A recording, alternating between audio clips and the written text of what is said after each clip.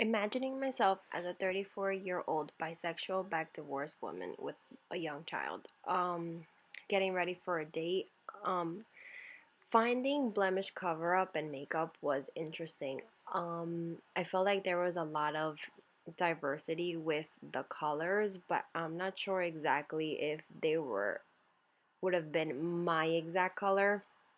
I feel like Maybelline had more of a variety than Revlon and um any other brand that I noticed.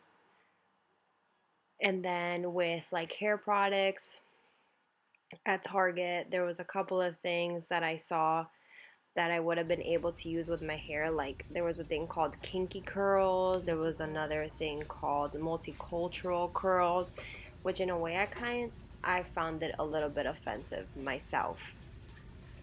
Um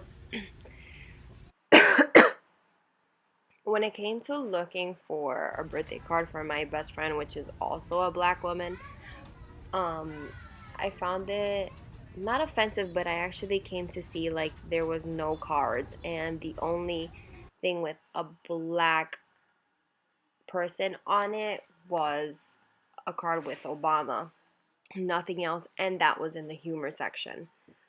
With my pantyhose or like stockings, I noticed that in Target all the darker tones of them were all the way at the bottom, which were on the floor. There was really no price difference on them. And then I realized either they were too dark or they were like straight up black, or I just don't think it would be the proper skin tone for them when it came to the pantyhose and stockings. For buying a doll for my 6-year-old daughter, there was a variety of them, and one of them that really was stuck in my mind was that they were promoting how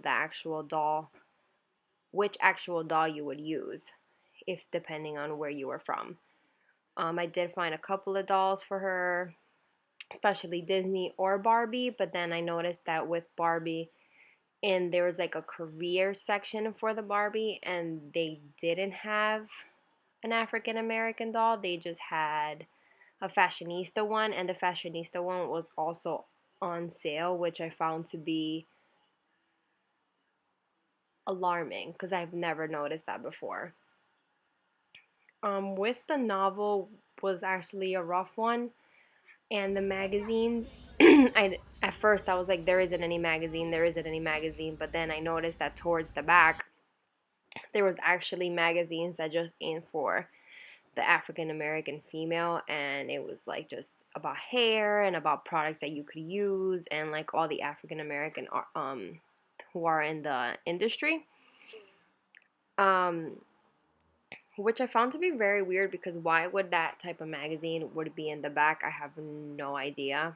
With the bandages, it was like either clear or skin color, and I don't think there was anything really dark. Then I went to Walmart and I did see a birthday card with an American woman on it, but I wasn't really sure about it. I felt like really weird.